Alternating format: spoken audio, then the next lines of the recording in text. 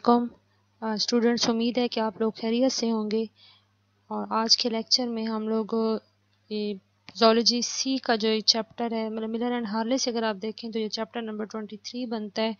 और अगर आप मास्टर सक्सेस सीरीज़ जो प्रोफेसर रियाजुल हक रामी की बुक है उसमें ज़ूलॉजी सी का ये फर्स्ट चैप्टर बनता है। तो बस चैप्टर टाइटल देख लें, इसमें प्रोटेक्शन, स्पोर्ट एंड मूवमेंट, इसको हम लोग डिटेल में देखेंगे। शुरू में कॉन्सेप्ट्स में बताया गया है कि प्रोटेक्शन के हवाले से अगर हम देखें तो हमें प्रोटेक्शन कैसे मिलती है हमारे इंटेगुमेंट्री सिस्टम से। और integumentary system of animal consist of an outer protective body covering called the integument. अगर हम जैसे हमारे बॉडी में बहुत सारे सिस्टम है, जैसे डाइजेस्टिव सिस्टम है, रेस्पिरेटरी सिस्टम है, उस तरह से इंटेगुमेंट्री सिस्टम भी हमारी बॉडी का एक सिस्टम है, या जैसे ऑर्गन सिस्टम है एक। और इसमें जो आउटर प्रोटेक्टिव बॉडी कवरिंग होती है उसको इंटेगुमेंट कहा जाता है। और फिर मुख्तलिफ एनिमल्स का इसके अंदर हम देखेंगे, यूनिसेलुलर से लेकर unicellular invertebrates and multicellular invertebrates, और फिर इसके बाद vertebrate from pisces to the mammal, यानी इस सारे उनके अंदर हम देखेंगे कि उनमें क्या वेरिएशंस हैं, उनको हम आपस में कंपेयर करेंगे। क्योंकि इस जो पेपर सी है इसमें बेसिकली है ही कंपैरेटिव पर्सपेक्टिव, तो इस चीज़ को हम लोग डिटेल में डिस्कस करेंगे। चलें जी, यहाँ से शुरू कर लेते हैं कि the integument is the external covering of an animal. It protect the animal from mechanical and chemical injuries and invasion bye micro organism. यहाँ पे इंटेगुमेंट की डेफिनेशन आ गई है कि ये एनिमल की एक्सटर्नल कवरिंग है और उसका मेन फंक्शन क्या है कि ये एनिमल को मैकेनिकल और केमिकल इंजरी से प्रोटेक्ट करता है। जैसे अब हमारी स्किन है तो ये स्किन हमें मैकेनिकल इंजरी से भी प्रोटेक्ट करती है। मतलब अगर आप थोड़ा सा इमेजिन भी करें कि किसी जगह से अगर किसी जख्म की वजह से, किसी इंजरी की वजह से अगर आपकी स्किन डैमेज हो जाती है तो वो जगह कितनी ज़्यादा सेंसिटिव होगी। वहाँ पे अगर कोई भी चीज़ लगे, जैसे सोप भी लग जाए, कोई साल्ट लग जाए, तो आपको कितनी तकलीफ होती है। तो स्किन हमें प्रोटेक्ट करती है मैकेनिकल इंजरी से भी और केमिकल इंजरी से भी। और इसके अलावा इन्वेजन ऑफ माइक्रो ऑर्गेनिज्म के अटैक से, इन्वेजन का मतलब अटैक होता है, तो माइक्रो ऑर्गेनिज्म के अटैक से भी ये हमें प्रोटेक्ट करती है हमारी स्किन। इसके अलावा बहुत सारे जो बाकी फंक्शंस हैं वो मुख्तलिफ एनिमल ग्रुप के अंदर मुख्तलिफ हो सकते हैं। और इन फंक्शन में क्या चीज़ शामिल है, रेगुलेशन ऑफ बॉडी टेम्परेचर को रेगुलेट करने में हेल्प करेंगे। इसके अलावा वेस्ट मटेरियल को एक्सक्रीट आउट करने में, conversion of sunlight into vitamin D, reception of environmental stimuli such as pain, temperature and pressure, locomotion and movement of nutrient and gases. Regulation of body temperature में ये role play करते हैं। ठीक है, इसमें जैसे आप देख सकते हैं कि जो भी जो ऐसे एनिमल हैं जो कि कोल्ड ब्लडेड आप कह सकते हैं, या जिस तरह से अपने फ्रॉग को भी कह दें कि उनकी जो है वो वेपरेटिव कूलिंग हो सकती है उनकी स्किन से। तो ये इस तरह से स्किन का एक तरह का काम है बॉडी टेम्परेचर को रेगुलेट करने में। या अगर हम बर्ड्स में भी देखें तो उनके जो स्किन के ऊपर फेदर्स हैं वो टेम्परेचर रेगुलेशन में रोल प्ले करते हैं। दूसरा पॉइंट क्या है, excretion of waste material. Skin के ज़रिए से बहुत सारे वेस्ट मटेरियल को एक्सक्रीट आउट भी किया जा सकता है। और सनलाइट को विटामिन डी में कन्वर्ट करना, ये हमारी स्किन के अंदर भी ये वाला फंक्शन है कि सनलाइट से विटामिन डी की प्रोटेक्शन होती है, जो कि हमारी बोन्स के लिए बहुत ज़रूरी है। एनवायरमेंटल स्टिमुलाई को रिसीव करना, रिसेप्शन, जैसे हमें पेन, हमारी स्किन के ऊपर जो है वो पेन रिसेप्टर मौजूद है, हम पेन को महसूस कर सकते हैं। हमें गर्मी सर्दी का पता चलता है। अगर हमें कोई प्रेशर फील करना हो, उसके लिए स्किन में रिसेप्टर मौजूद हैं। हम चल रहे हैं, हम बैठे हैं, हमारी क्या पोजीशन है, लोकोमोशन का, ये सारी चीज़ें जो है वो इसको हम सेंस भी कर सकते हैं। लोकोमोशन का ज़्यादा यहाँ पे जो है वो दूसरे एनिमल्स के अंदर बताया गया है। जिस तरह से स्नेक के अंदर आप देख लें, या जो बाकी छोटे जो इन्वर्टिब्रेट्स हैं उसमें स्किन का बहुत रोल है उनकी लोकोमोशन के अंदर। और इसके अलावा movement of nutrient and gases, तो जो यूनिसेलुलर एनिमल्स हैं उनमें थ्रू डिफ्यूजन उनके जो न्यूट्रिएंट्स हैं वो बॉडी में एंटर भी होते हैं, और इसके अलावा गैसेस एक्सचेंज भी उनका इसी तरीके से ही होता है। इसके बाद जी डिटेल में अब हम देखेंगे मुख्तलिफ एनिमल्स के अंदर कि उनका इंटेगुमेंट्री सिस्टम क्या है। ये शुरू वाले पैराग्राफ में उन्होंने बस बता दिया है, मेन पॉइंट्स बता दिए हैं कि असल में इंटेगुमेंट की डेफिनेशन क्या है और मुख्तलिफ एनिमल्स के अंदर इसके कौन कौन से फंक्शन हो सकते हैं। एक जनरल व्यू दिया गया है। अब हम इनको वन बाय वन देखेंगे, किसी भी जो है वो एनिमल्स के हवाले से, यूनिसेलुलर से लेकर मल्टी सेलुलर तक। The integumentary system of invertebrates, यहाँ से शुरू करते हैं। सबसे सिंपल, ये जो जितनी भी डिस्कशन होगी वो सिंपल से कॉम्प्लेक्स की तरफ जाएगी। तो सिंपल में प्रोटोजोआ आते हैं, और सबसे ज़्यादा सिंपल कौन से हैं, जो सिंगल सेल प्रोटोजोआ हैं। जो सिंगल सेल प्रोटोजोआ हैं उनके ऊपर मतलब बाकी कोई और इंटेगुमेंट नहीं होता, बल्कि उनकी बॉडी के इर्द गिर्द जो है वो प्लाज्मा मेम्ब्रेन है। और प्लाज्मा मेम्ब्रेन का अगर स्ट्रक्चर हम देखें या इसकी केमिस्ट्री देखें तो वो वैसी है जैसे बाकी मल्टी सेलुलर एनिमल्स की के अंदर मौजूद होता है। तो उनका जो प्लाज्मा मेम्ब्रेन है वही उनके इंटेगुमेंट के तौर पे काम करता है, वही उनको प्रोटेक्शन प्रोवाइड करता है। और इसके अलावा उन्होंने जो भी न्यूट्रिएंट्स वगैरह एनवायरनमेंट से लेने हो या गैसेस एक्सचेंज करना हो, तो ये सारे जो उसके फंक्शंस हैं वो उनका इंटेगुमेंट ही परफॉर्म करता है। ये इसको स्क्रॉल डाउन कर लेते हैं। तो इनका जो प्लाज्मा मेम्ब्रेन है इनकी, उसका जो सरफेस एरिया है वो बॉडी वॉल्यूम से ज़्यादा है। और ये जो प्रॉपर्टी है इस वजह से ये गैसेस एक्सचेंज में या वेस्ट वगैरह को बॉडी से बाहर निकालने में हेल्प करता है थ्रू डिफ्यूजन। क्योंकि डिफ्यूजन ऐसा ऐसा सरफेस एरिया हो ना कि ओवरऑल उसका वॉल्यूम इतना ना हो, साइज छोटा हो, और ओवरऑल जो प्लाज्मा मेम्ब्रेन जो कि एनवायरनमेंट के साथ एक्सपोज अगर वो ज़्यादा हो तो डिफ्यूजन में वो काफ़ी हेल्प कर सकता है। Large surface area facilitate the Uptake of dissolve nutrient from surrounding fluid, ये वही बात है जो मैंने अभी आपको बताई है। इसके अलावा जो कुछ और प्रोटोजोआ हैं जैसे कि पैरामीशियम, उनके अंदर प्लाज्मा मेम्ब्रेन के अलावा एक थिक प्रोटीन कोट मौजूद होता है जिसे कि पेलिकल, ये आप देख सकते हैं इसमें ये पैरामीशियम दिखाया हुआ है और ये पेलिकल है इसका, ये थिक प्रोटीन कोट है। और इस पेलिकल का क्या काम है कि इसको सपोर्ट प्रोवाइड करता है। इसके अलावा पैरामीशियम के इर्द गिर्द आपको पता है सीलिया हैं, और सीलिया इनको मूवमेंट में हेल्प करते हैं, उसके लिए सीलिया को फोर्स लगानी पड़ती है। तो पेलिकल इस सीलिया की जो ये फंक्शन है मूवमेंट का, उसमें भी सीलिया को सपोर्ट करते हैं। जी, ये पेलिकल हो गया। प्लाज्मा मेम्ब्रेन के बाद जो है ये एक एक्स्ट्रा और स्ट्रक्चर है पेलिकल, जो कि कुछ प्रोटोजोआ स्पेशली हमें पैरामीशियम के अंदर नजर आता है। जी, पेलिकल के अलावा कुछ और जो मल्टी सेलुलर इन्वर्टिब्रेट, यानी पहले भी हम यूनिसेलुलर की बात कर रहे हैं, अब यूनिसेलुलर से अब हम मल्टी सेलुलर लेवल पे जा रहे हैं, और ये भी इन्वर्टिब्रेट्स ही हैं। तो इनके अंदर जो इंटेगुमेंट मौजूद होता है इनकी बॉडी के अराउंड, उसे हम एपिडर्मिस कहते हैं। ठीक है, और ये एपिडर्मिस की क्या कैरेक्टरिस्टिक्स हैं कि ये सिंगल लेयर होगी कॉलमनर एपिथेलियल सेल्स की, ये सिंगल लेयर है। और ये मैं आपको दिखा देती हूँ।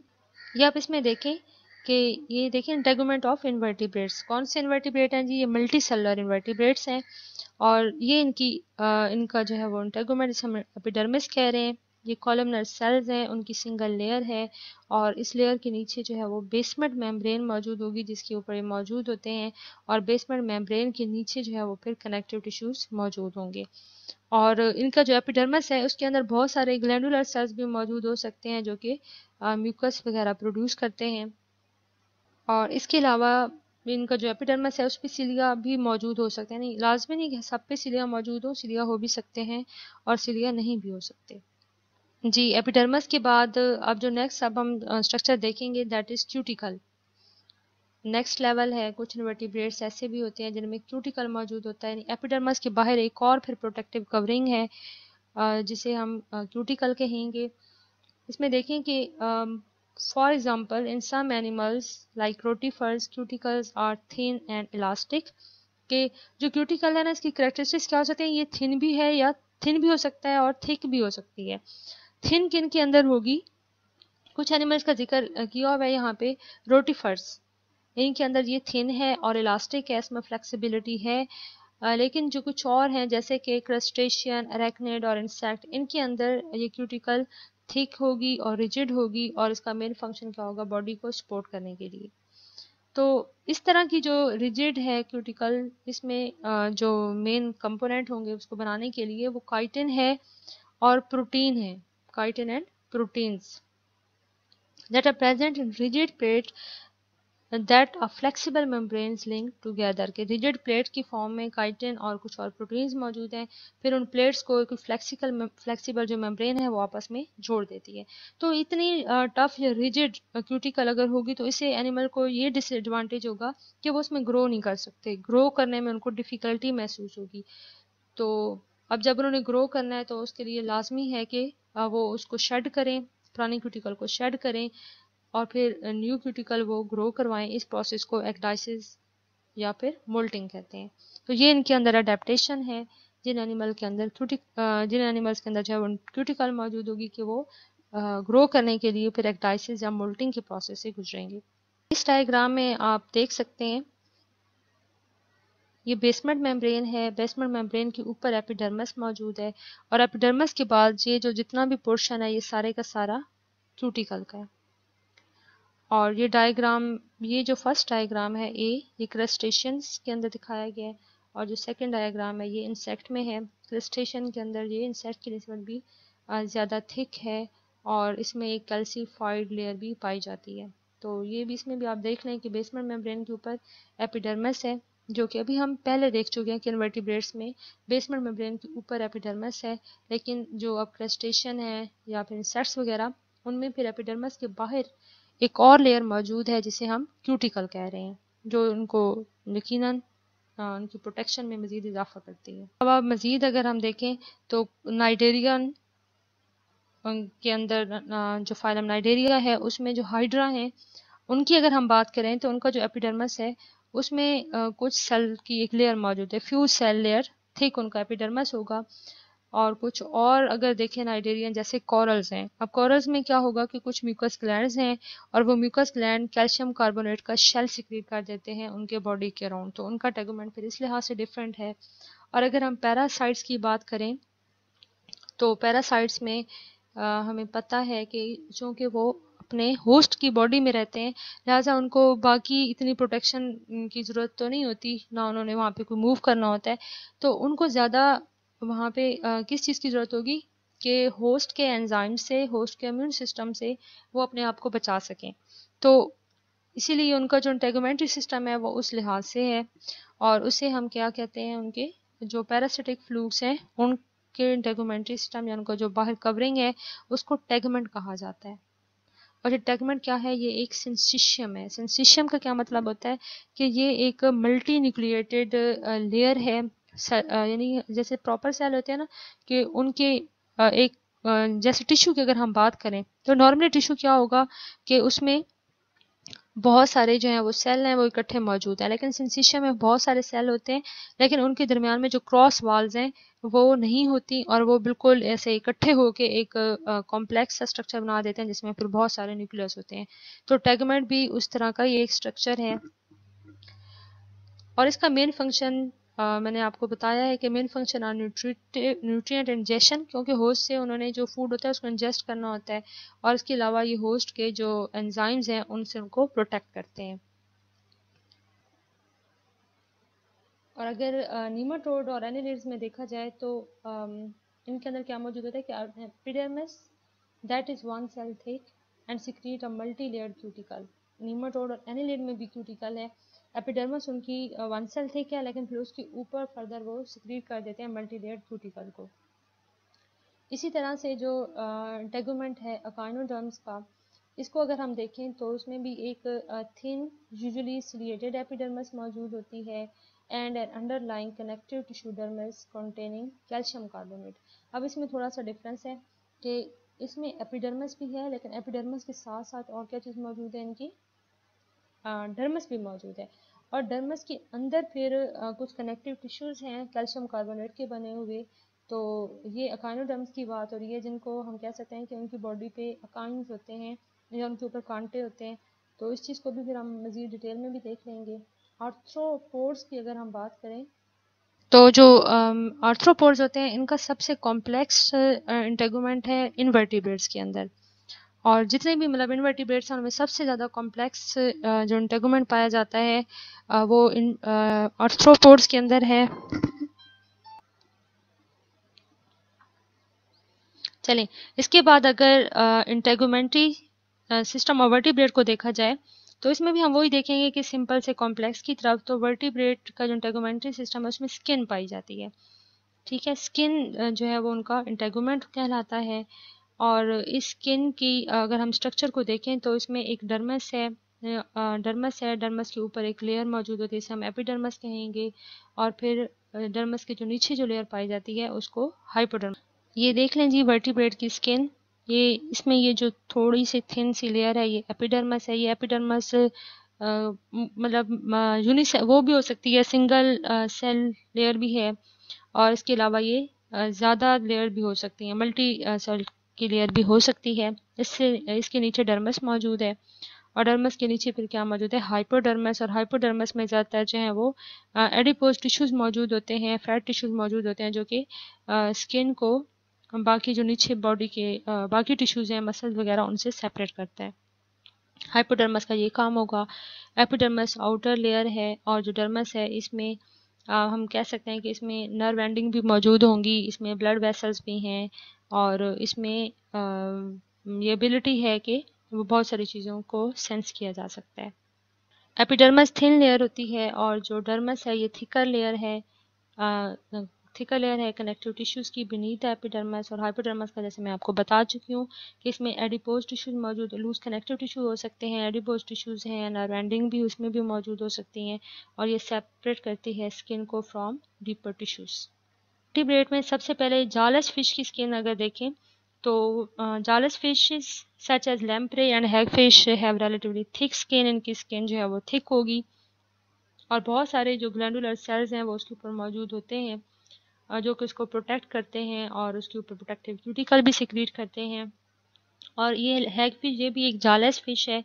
इसके अंदर बताया हुआ है कि इसकी जो स्किन है ना उसमें मल्टी सेलुलर स्लाइम ग्लैंड मौजूद होते हैं, जो कि म्यूकस स्लाइम प्रोड्यूस करेंगे, और इसकी बॉडी पे जो है वो स्लाइम ही होगी, स्लाइम मौजूद होगा, जिस वजह से इसे स्लाइम ईल भी कहा जाता है। ये हैगफिश की बात हो रही है कि इसकी जो स्किन है उसमें स्लाइम ग्लैंड मौजूद हैं, और उनकी प्रोडक्शन की वजह से, उनकी सेक्रीशन की वजह से इनको स्लाइम ईल कहा जाता है।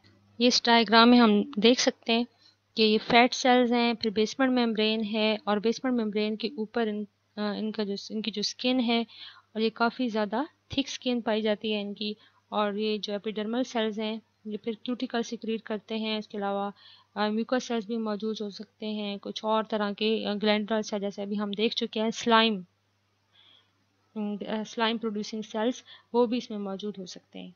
जालस फिशेस के बाद कार्टिलेजिनस फिशेस को अगर देखें तो इसमें क्या जी बताया गया है, the skin of cartilaginous fishes is multi layered and contain mucus and sensory cell. Multi layered है, और इसमें जो डर्मस है उसके अंदर क्या मौजूद होंगे, स्मॉल प्लिकाइड स्केल्स, और इनको हम डेंटिकल्स कहेंगे। ये दांत की तरह ही हैं, जिस तरह से हमें पता है कि हमारे टीथ के अंदर ब्लड वेसल्स मौजूद होती हैं, वैसे ही डेंटिकल्स के अंदर भी ब्लड वेसल्स मौजूद हैं, और ये वर्टिब्रेट टीथ की से जो है वो बहुत ज़्यादा मिलता जुलता होता है। और इसके अलावा ये बताया गया है कि जो कार्टिलेजिनस फिशेस होती हैं ये थ्रू आउट लाइफ ग्रो करती रहती हैं। तो जब वो उनकी लाइफ जैसे जैसे मतलब उनका साइज़ बढ़ता जाता है तो लाजमी सी बात है कि स्किन का एरिया भी इंक्रीज होगा, और फिर न्यू डेंटिकल्स प्रोड्यूस होते रहते हैं, ताकि फिर वो प्रोटेक्टिव सरफेस उनकी मेंटेन रहे। लेकिन ऐसा होता है कि जो न्यू डेंटिकल्स ग्रो तो करते हैं, लेकिन उन ग्रो करते रहते हैं,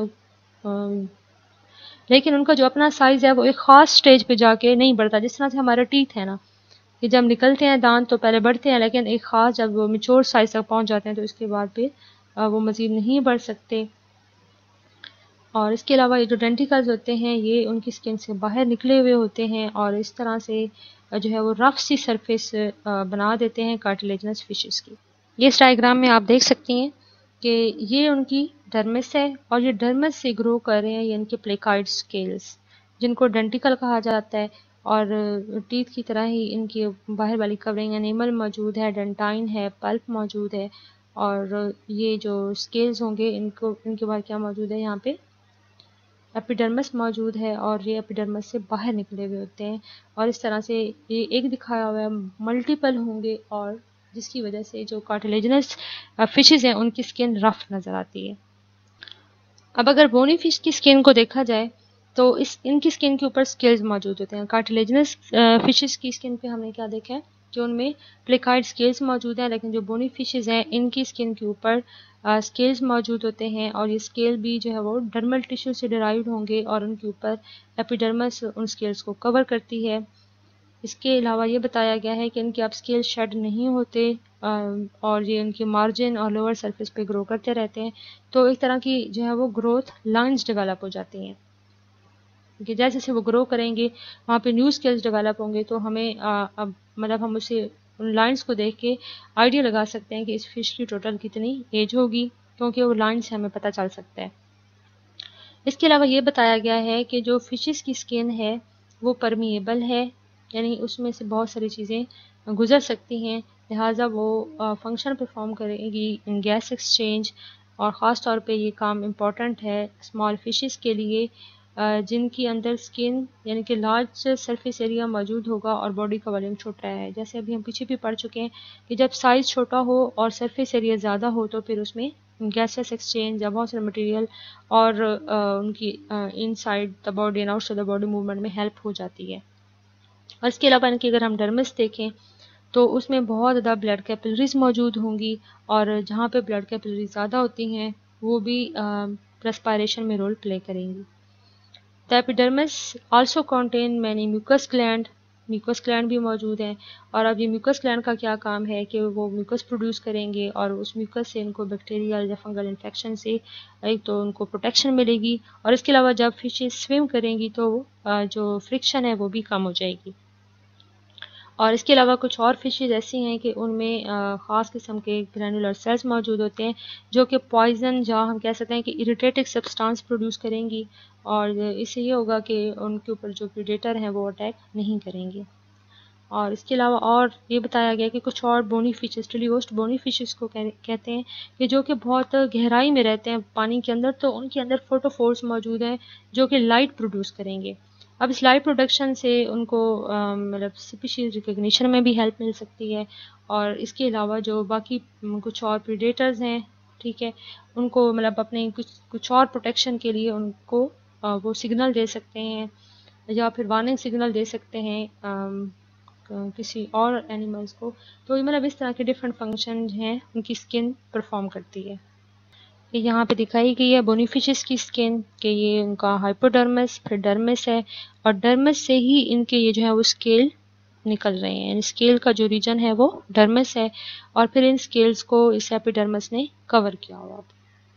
तो यहाँ तक आज का लेक्चर ख़त्म होता है। आप लोग इसको अच्छी तरह से सुनिएगा और इसको समझने की कोशिश करें, और जहाँ पे आपको किसी चीज़ की समझ ना आए तो वो आप मुझसे पूछ सकते हैं। अल्लाह हाफ़िज़।